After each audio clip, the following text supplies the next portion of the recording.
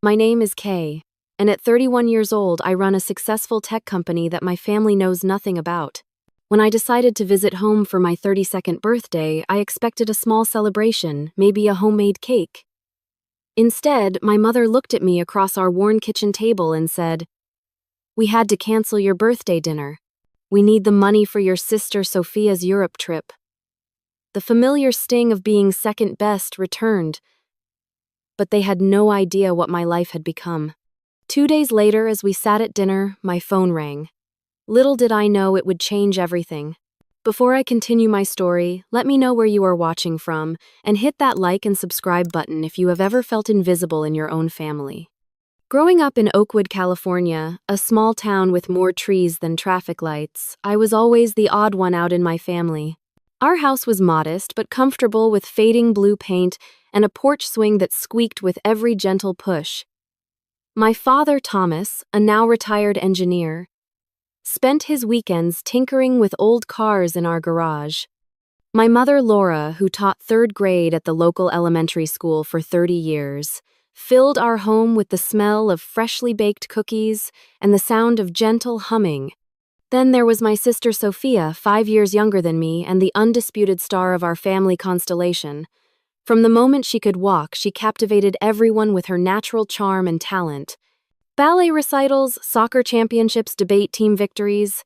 Sophia collected achievements like other kids collected trading cards. Our living room mantel groaned under the weight of her trophies and medals, while my academic awards usually ended up in a drawer somewhere. Sophia has such natural talent, my mother would tell her friends at church socials. And Kay, well, she works very hard. The underlying message was clear. Sophia was blessed with gifts, while I merely compensated with effort. I was 8 years old when I brought home my first perfect spelling test. My father glanced at it and said, "Good job, kiddo," before returning to his newspaper. That same evening, Sophia only 3 stacked blocks in what my parents deemed an exceptionally advanced pattern, earning her ice cream and endless praise.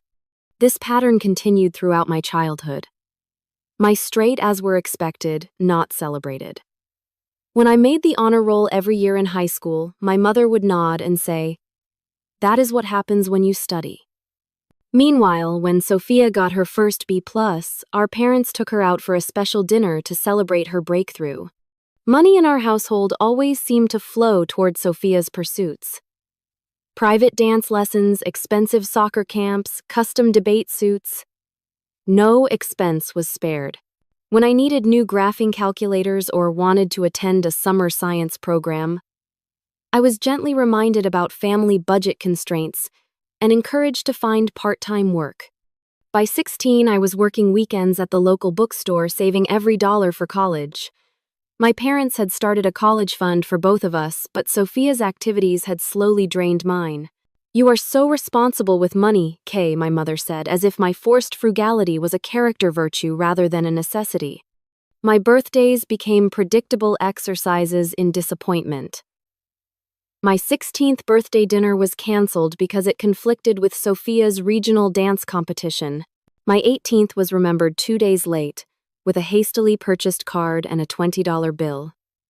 By my 21st, I had stopped expecting anything at all. The dynamic between Sophia and me was complicated.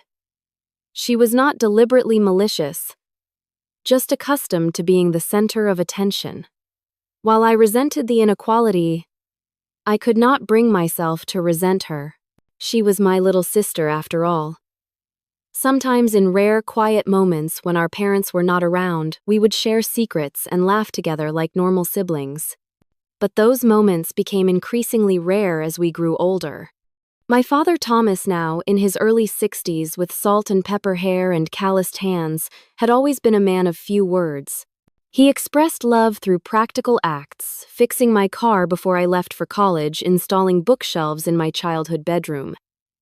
But his eyes lit up differently when Sophia entered a room.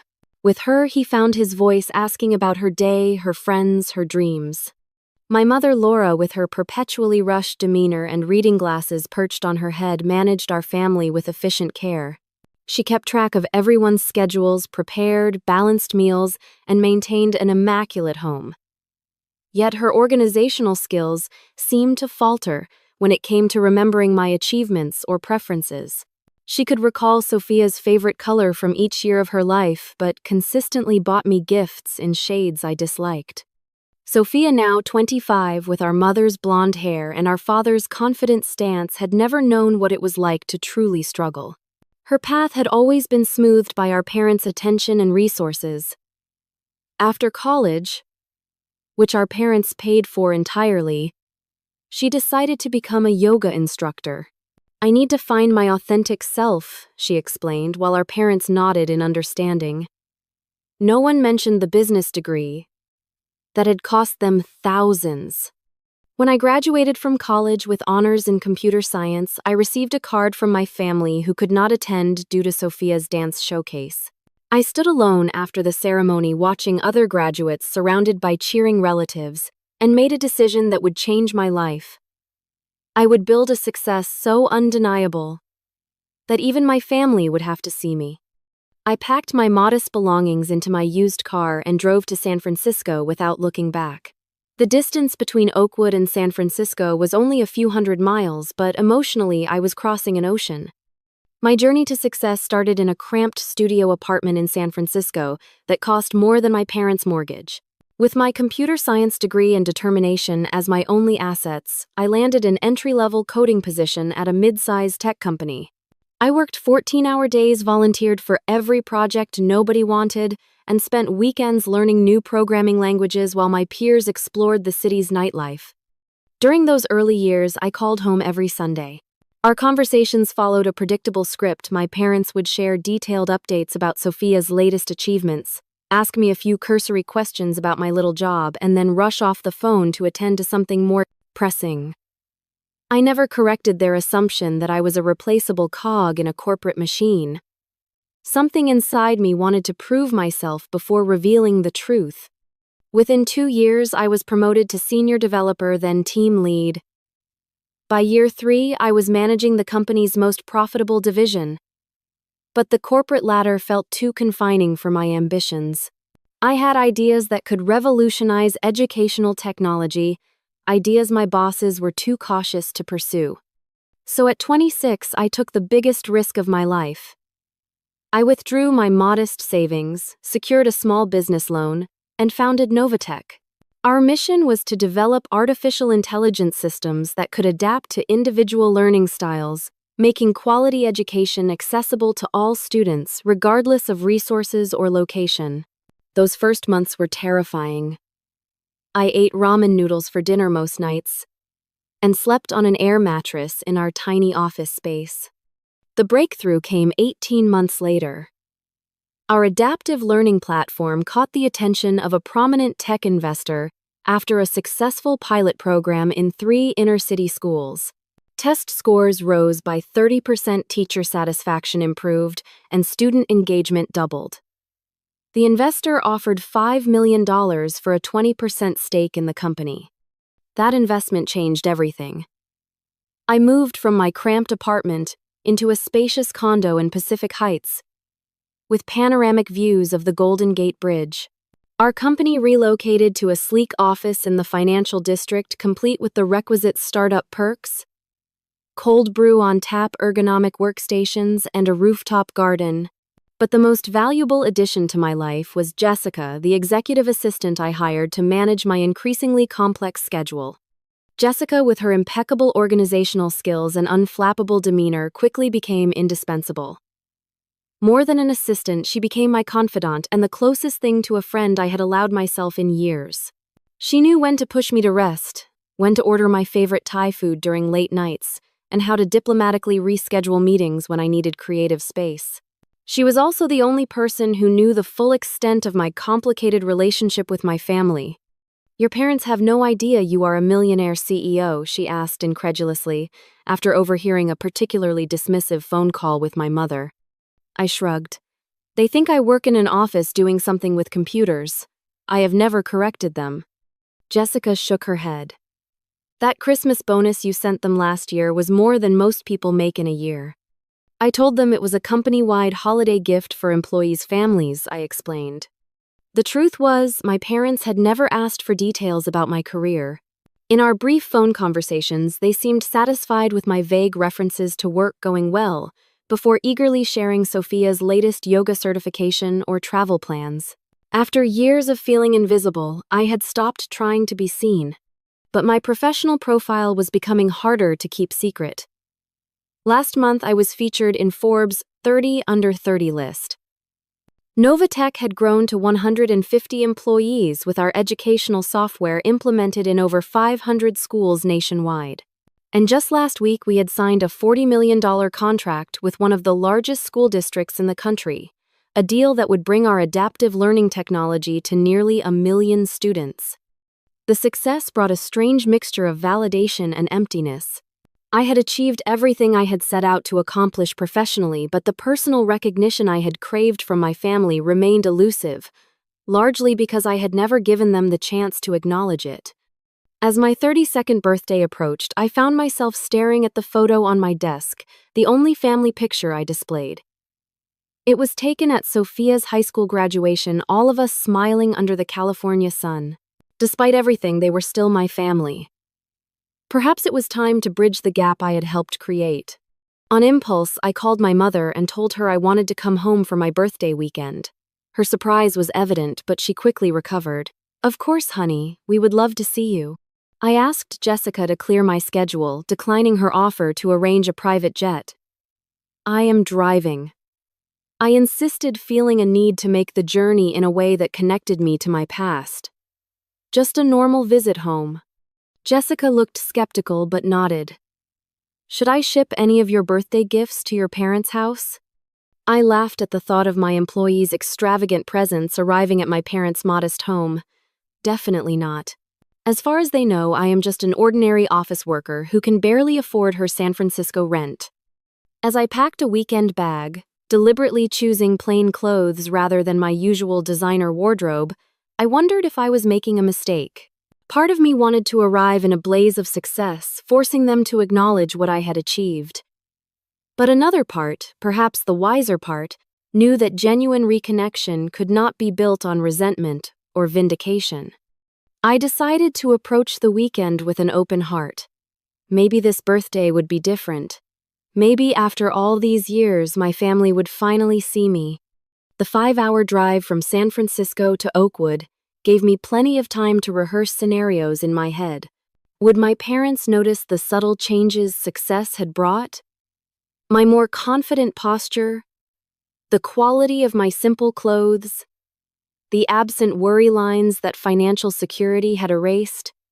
Would Sophia and I find common ground as adults? I had deliberately rented a modest sedan rather than driving my Tesla, wanting to ease into revelations rather than announce them. Oakwood looked smaller than I remembered. The main street still featured Wilson's Hardware Patty's Diner and the Sunshine Bakery, but now interspersed with chain coffee shops and cellular stores.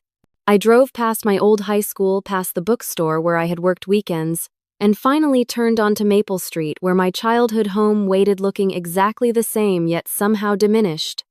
My mother opened the door before I could knock, her face lighting up with a smile that made me question my resentments. "Kay," she exclaimed, pulling me into a hug that smelled of her familiar lavender perfume. "Let me look at you." She held me at arm's length, her eyes scanning me in that maternal way that made me feel simultaneously loved and evaluated. "City life agrees with you."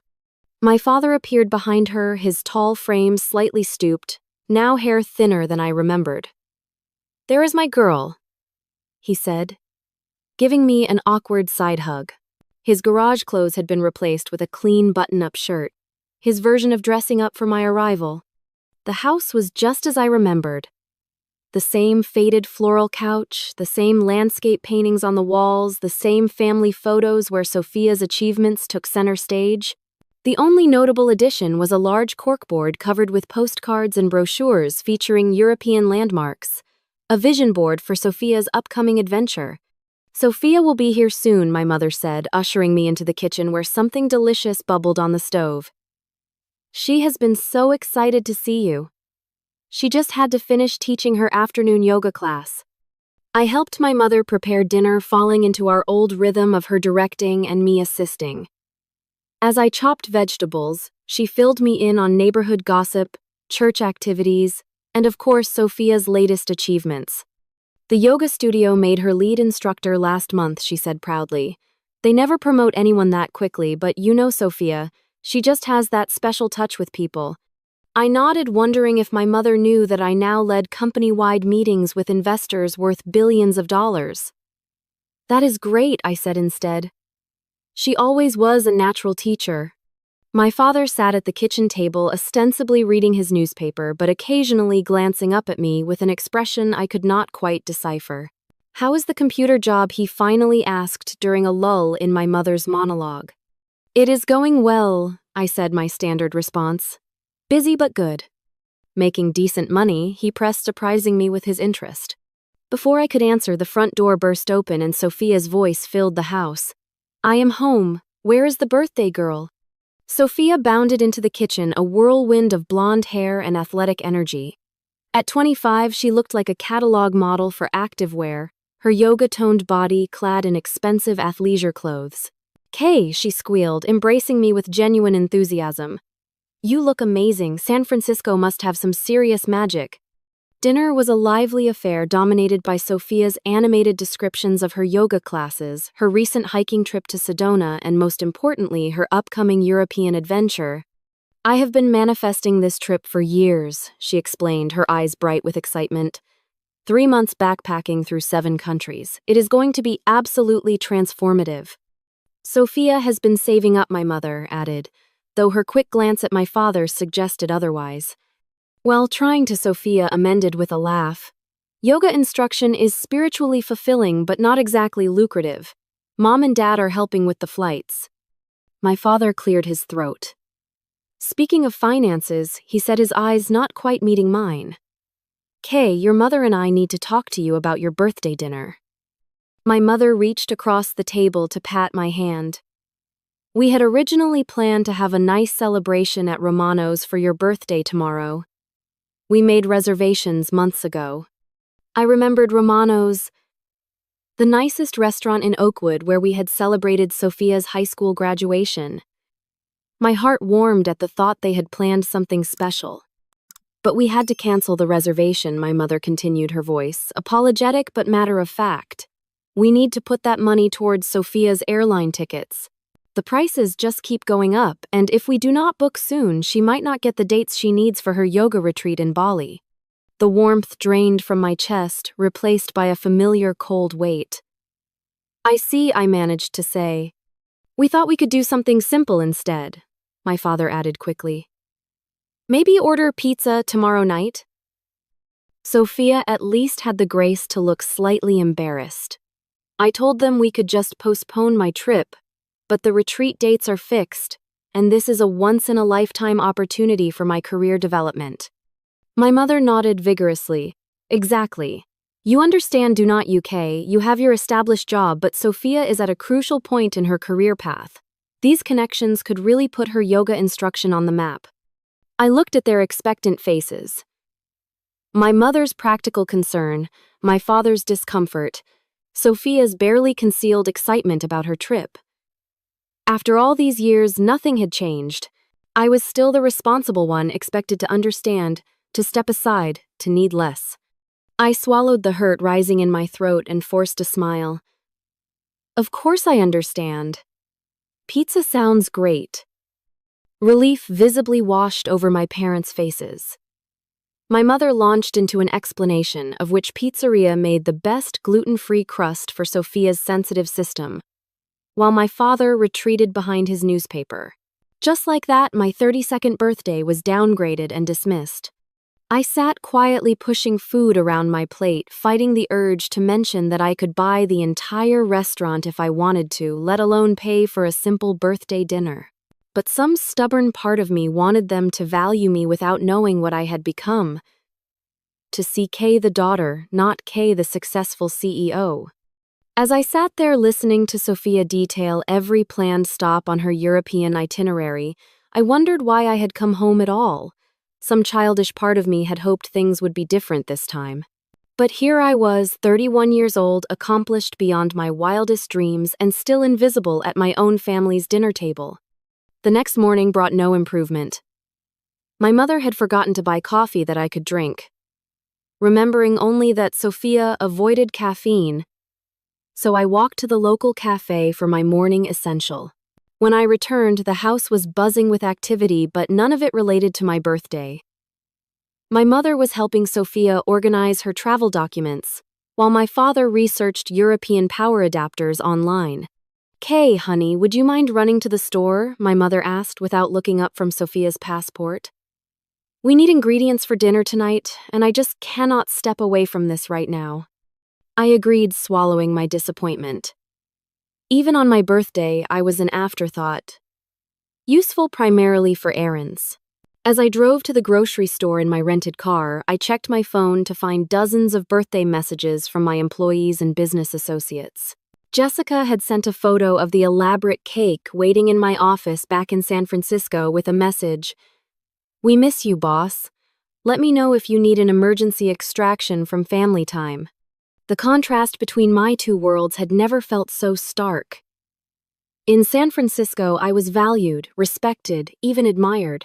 Here in Oakwood, I was just Kay, reliable, unremarkable Kay who could surely understand why her birthday dinner needed to be sacrificed for her sister's adventures. That evening, we gathered around the dining table again. My mother had ordered pizza as promised, remembering Sophia's dietary preferences but forgetting that I had always disliked mushrooms, which covered half the pie. My father had bought a small supermarket cake that misspelled my name as Kay. No one had bothered to correct the error. "So, Kay," my father said as we ate, "tell us more about this computer job of yours. Are you still at the same company?" The question presented an opportunity to finally reveal the truth, but something held me back. "Still in tech," I said vaguely. "Things are going well." "That is nice, dear," my mother said absently before turning to Sophia. "Now about your connecting flight in London." Sophia launched into another detailed account of her travel plans, complete with descriptions of the Instagram photos she planned to take at each location. My parents listened with rapt attention, asking questions and offering suggestions. "I am thinking of starting a travel blog," Sophia announced. "Maybe even monetize it if I get enough followers. It could be the start of my personal brand as a global yoga influencer." "That is a wonderful idea," my mother exclaimed. "You have always been so photogenic and creative." My father nodded proudly. Our Sophia, the entrepreneur. I nearly choked on my pizza. I wanted to tell them about the 3 patents I held, the company I had built from nothing, the educational technology that was changing thousands of students' lives. I wanted to tell them that I was not just an entrepreneur but a creator of opportunities for others. Instead, I reached for my water glass and stayed silent. "Kay, did not you do something with a website once?" my mother asked, her brow furrowed in vague recollection. Before I could answer, my phone rang. The screen displayed Office Jessica's code for important calls I should not ignore. Under normal circumstances, I would have excused myself to take the call privately, but my mother waved her hand dismissively. "Go ahead and answer, dear. We know your little office probably needs you even on your birthday." Something in her condescending tone made me put the phone on speaker. "Hello?" Jessica's efficient professional voice filled the dining room. "Boss, I am sorry to disturb your family time, but I wanted to confirm details for next week. Your private jet is scheduled for 7 a.m. Tuesday for the Paris meeting with the education minister. Should I arrange for the usual suite at Le Maurice, or would you prefer the Peninsula this time?" The silence that followed was absolute. My father's fork slipped from his fingers and clattered onto his plate. My mother froze with her wine glass halfway to her lips. Sophia's mouth hung open mid-sentence. I stared at my phone, equally shocked. Jessica and I had no meetings in Paris scheduled, and while the company did occasionally charter private flights for international business, I had never heard about this particular trip. "Jessica," I said carefully, "I think there might be some confusion about my schedule." "Oh," Jessica sounded flustered, very unlike her usual composed self. "I am so sorry, Miss Reynolds. I have just seen the email from the French delegation. They have specifically requested you present the educational implementation plan in person. The board thought chartering the jet would be most efficient given your tight schedule next week. Shall I tell them you are unavailable? 3 pairs of eyes stared at me in stunned disbelief. I took a deep breath, recognizing that the moment of truth had arrived, albeit in a way I never expected. Please tell them I will need to review the materials before confirming, I said, trying to maintain my professional demeanor despite my racing heart. And Jessica, let us talk tomorrow about the travel arrangements. Of course, boss. Again, sorry for the interruption. Happy birthday. As I ended the call, the dining room remained frozen in tableau.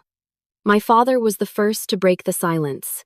Private jet? He asked, his voice barely above a whisper. Paris, boss. I looked at their shocked faces and realized there was no going back. I have been meaning to tell you all something about my work.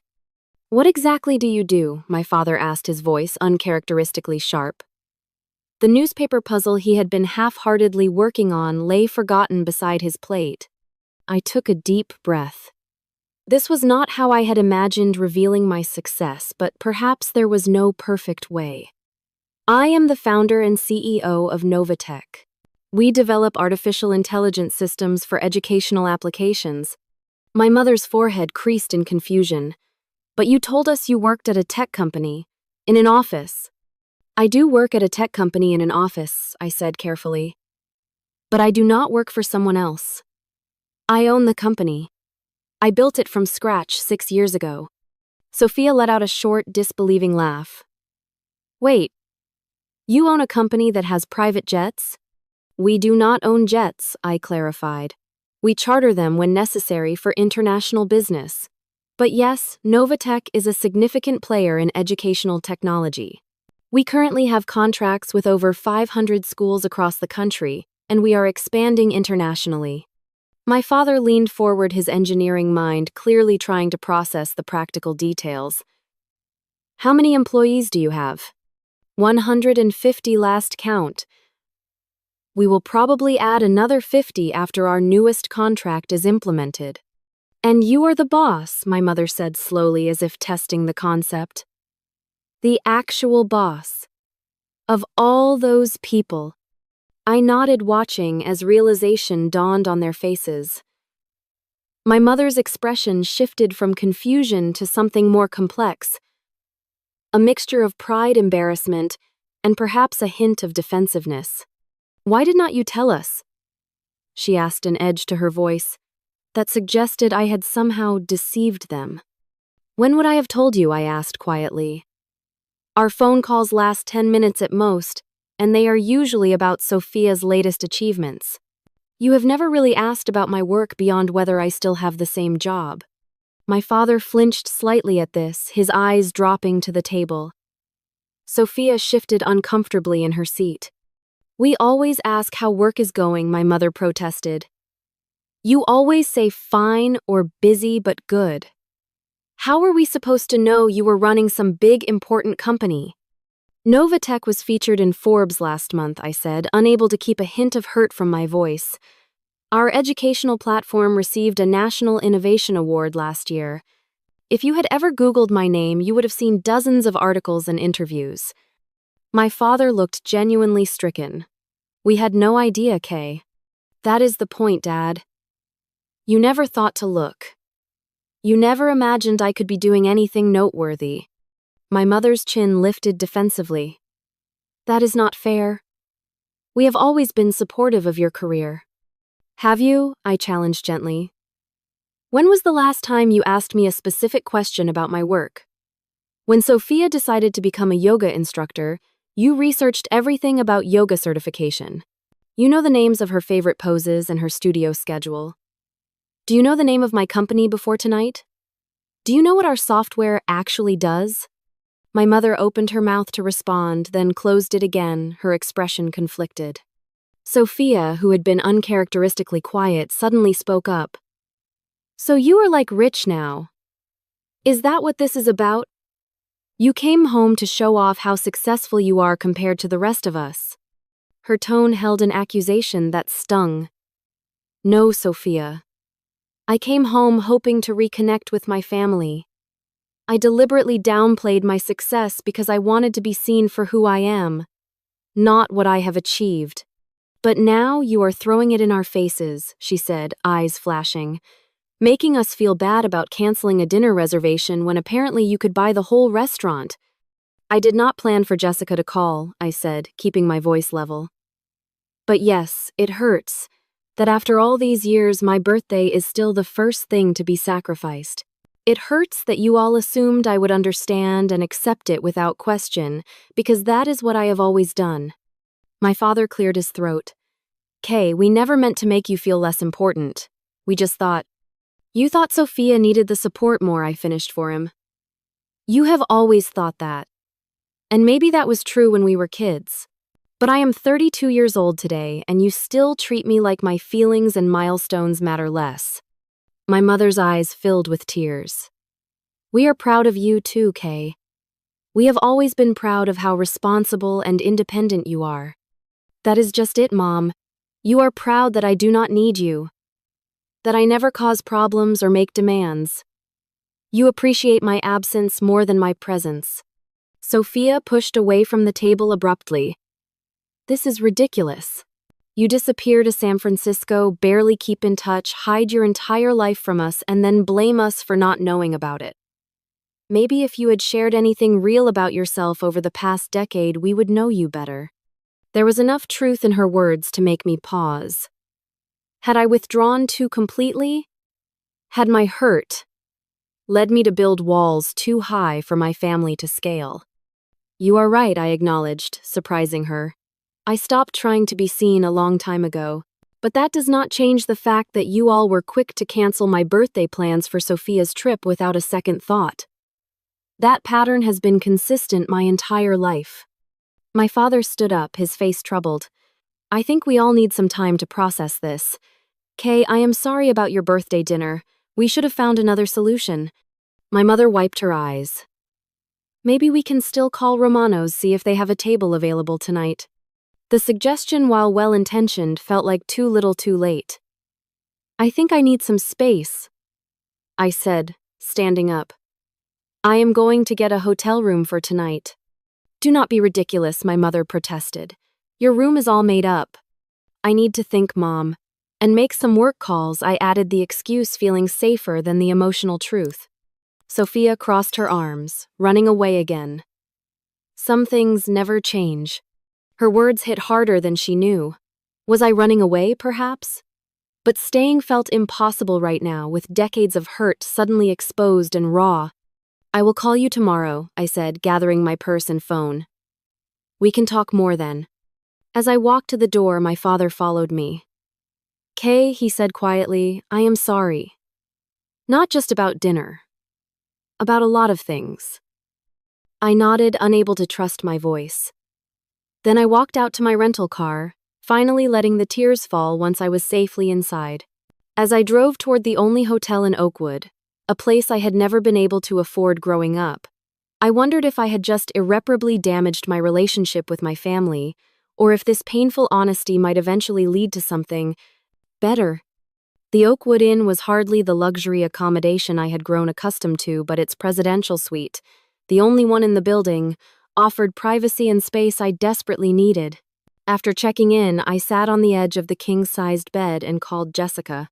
I am so sorry, she began immediately. I completely misunderstood your situation. When you mentioned going home for your birthday, I assumed your family knew about your position. It is not your fault, I assured her. In fact, maybe it was time they found out. There is no Paris meeting, she confessed. I made that up when I realized my mistake. I thought it might help save face. Despite everything, I laughed. Well, your improvisation skills are impressive. But now my family thinks I regularly jet off to meet with foreign dignitaries. Do not you, though. Last month it was that education summit in Tokyo. That is different, I protested weakly, then sighed. Actually, I do not know what is real anymore. I have been living a double life for so long.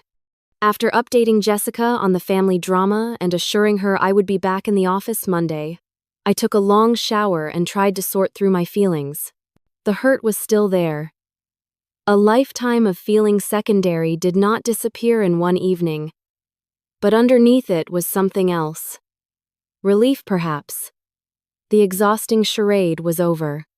I slept surprisingly well and woke to several text messages. My mother had written, "Please come home for breakfast. We need to talk." Sophia's message was shorter. "Sorry about last night." Kind of. My father, never comfortable with technology, had simply written, "Call me." Instead of responding to any of them, I ordered room service and spent the morning catching up on work emails. Around 11, there was a knock at my door. When I opened it, my father stood there looking uncertain and older than I remembered. "May I come in?" he asked. I stepped aside, noticing how he surveyed the suite with widened eyes. "Nice place," he commented. "Though, I guess you are used to better." "It is perfectly fine," I said, gesturing for him to sit in one of the armchairs by the window. "How did you know where to find me?" "Small town," he reminded me with a slight smile. "Margie at the front desk is your mother's second cousin. But do not worry. I swore her to secrecy. Your mother does not know I am here." We sat in awkward silence for a moment before he spoke again. "Kay, I owe you an apology. Many apologies, actually." "Dad, you do not have to." He held up his hand. "Please let me say this. I have been thinking all night about what you said about how we have treated you and Sophia differently. And you are right. We have." He leaned forward, elbows on his knees, hands clasped together. "When you were born, you were this serious little baby. You rarely cried, you slept through the night early, you hit all your milestones ahead of schedule. You were so capable. Even as a toddler, you would play independently. Figure things out for yourself." He smiled at the memory. Then Sophia came along and she was the opposite. Colicky, demanding, always needing attention. We got into the habit of focusing more energy on her because she seemed to need it more. "You were always so self-sufficient." "Being self-sufficient was not always a choice," I said quietly. He nodded, his expression pained. "I know that now. We mistook your independence for not needing us, when really we trained you to expect less from us." He ran a hand through his thinning hair. "I was proud of you, Kay. Always. But I realize now, I rarely told you that. I just assumed you knew." "I needed to hear it sometimes," I admitted. "I needed to feel like my achievements mattered too." "They do matter," he said firmly. "What you have accomplished is incredible. I spent half the night looking up your company online. The work you are doing with those educational programs. It is amazing, Kay, truly groundbreaking." The pride in his voice loosened something tight in my chest. "Thank you, Dad. No wonder you stopped sharing things with us," he continued. "We never made space for your success. We were so busy celebrating Sophia's small victories that we missed your enormous ones." We talked for over an hour, covering years of misunderstandings and missed connections. He told me how he had always related more easily to Sophia's outgoing personality, while my analytical mind reminded him of his own father, a brilliant but distant man he had struggled to please. I shared how I had interpreted their focus on Sophia as evidence that I was somehow less lovable, less worthy of attention. "That was never true," he insisted, his voice rough with emotion. "We just thought you were the one who had it all figured out. We worried more about Sophia because she seemed more fragile." As our conversation wound down, my phone buzzed with a text from my mother. "Please come home. I made your favorite lemon cake." I showed my father the message and he smiled. "She has been baking since dawn. Stress baking, she calls it. The kitchen looks like a flower bomb exploded." "I should talk to her too," I acknowledged. He nodded. "And Sophia. She is struggling with all this in her own way." As we prepared to leave, my father hesitated by the door. "Kay, I want you to know something. I am not just proud of what you have achieved. I am proud of who you are, your integrity, your determination. The way you built something meaningful instead of just chasing money. Even if you had never founded that company, you would still be extraordinary. His words, so long awaited, brought tears to my eyes. Thanks, Dad. That means more than you know. My mother was waiting on the porch when we arrived. Her eyes were red-rimmed, her hands twisting her apron nervously. When she saw me, she rushed forward and embraced me with unusual fierceness. I am so sorry, she whispered against my hair. I've been a terrible mother. No, Mom, I protested, holding her tight. Not terrible, just human. Inside, over slices of perfect lemon cake, she had remembered it was my favorite. After all, my mother offered her own perspective. I always thought you were the strong one, she explained. The one who could handle anything. Sophia needed so much reassurance, so much support. You seemed so capable, so sure of yourself. I was faking it most of the time, I admitted. I just learned early that showing need or disappointment did not get me very far. My mother's face crumpled. Okay, I never wanted you to feel that way. Our conversation was interrupted by Sophia's arrival. She entered cautiously, her usual confidence dimmed. Hey, she said, hovering in the doorway. Can we talk? My parents discreetly retreated to the backyard, leaving us alone in the living room. Sophia sat across from me, uncharacteristically fidgeting with the edge of a throw pillow. So she began, you are basically a tech mogul. I smiled slightly. I would not go that far. According to Google, you should, she countered. I spent hours last night looking you up. Why did you never tell me any of this? I considered the question carefully, partly because no one ever asked, partly because I was afraid. Afraid of what? That it would not matter. That even knowing I had built something significant, you would all still see me as boring, responsible Kay. The afterthought. Sophia winced. That is not fair. Is not it? You called me the birthday girl yesterday, but did you actually remember it was my birthday before Mom mentioned canceling dinner? Her silence was answer enough. Look, I continued more gently, I am not blameless here.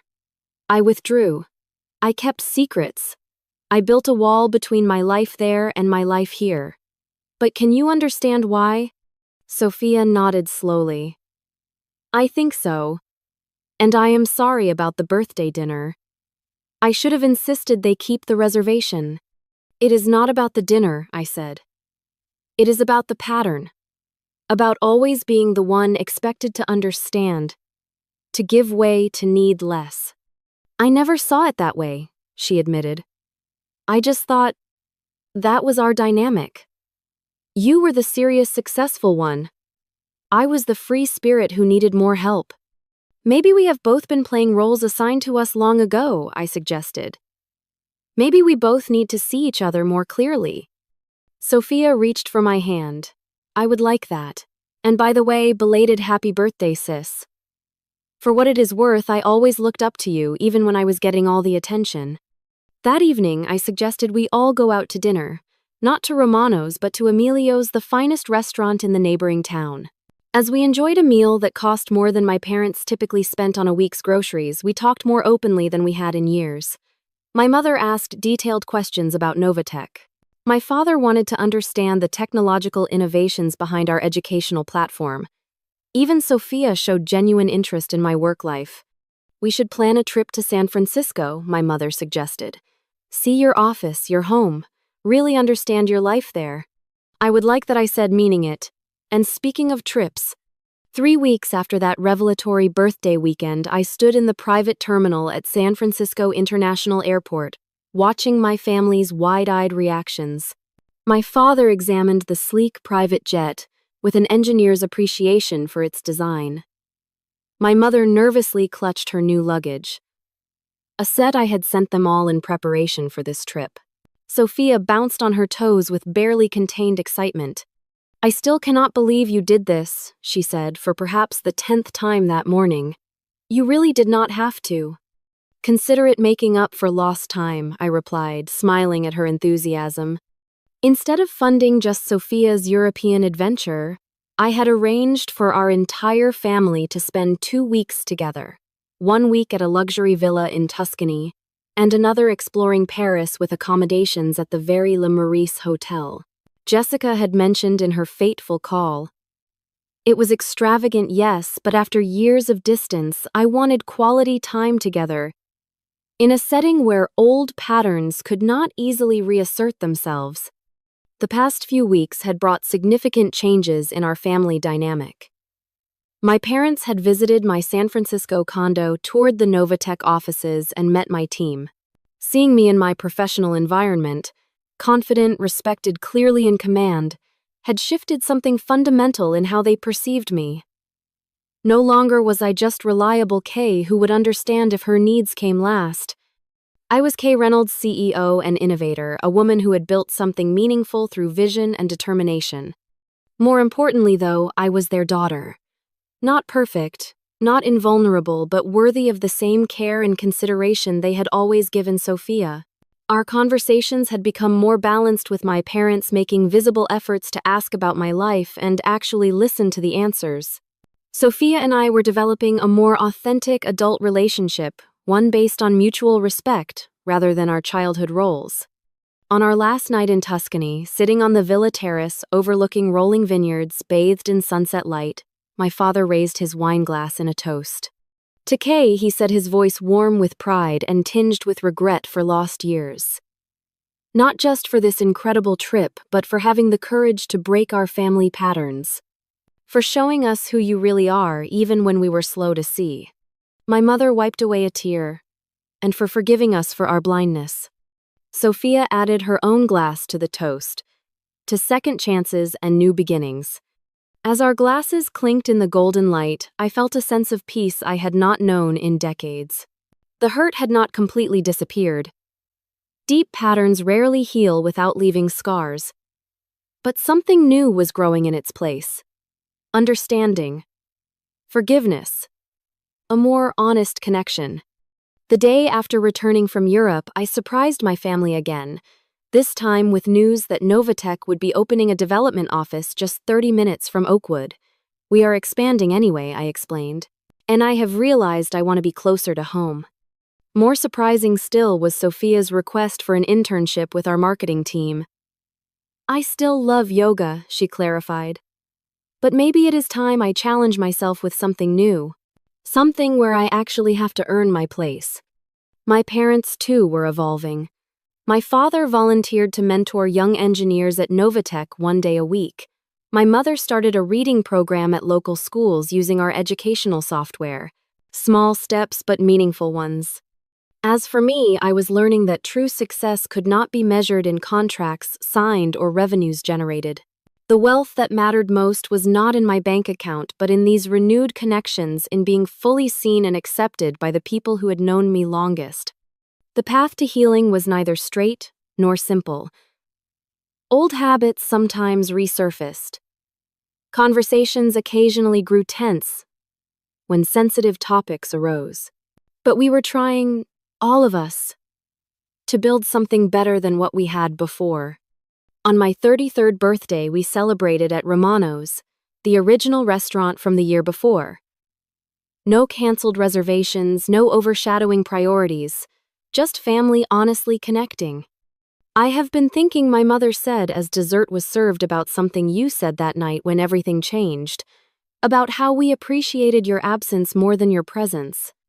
I winced slightly at the memory of my harsh words. You were right, she continued. We took your strength for granted. We assumed you needed less from us because you asked for less. That was our failure, not yours. And my failure was pulling away instead of speaking up, I acknowledged. We all played our parts in this. My father reached for my hand. The important thing is that we are writing a new story now. Together. Looking around at their faces, older but newly familiar to me, I realized that the greatest gift of the past year had not been the recognition of my success or even their apologies for past neglect. It was this, the chance to know and be known, to love and be loved, not for what we accomplished or provided, but simply for who we were. The journey of healing is rarely complete, and our family still had work to do. But sitting there in that restaurant that had once symbolized rejection, I felt a profound sense of homecoming. Not to a physical place, but to the truth of belonging. What had begun with a canceled birthday and an unexpected phone call had become something I never expected: a second chance at family. Not perfect, not without its complications, but real and worth fighting for. Have you ever had to reveal a part of yourself that your family never knew? How did they react? Share your stories in the comments below. And if this story resonated with you, please hit the like button and subscribe to hear more stories about family relationships, personal growth, and finding your true worth. Remember, sometimes the most painful confrontations lead to the most beautiful reconciliations. Thank you for listening to my story, and may you find the courage to be fully seen in your own life.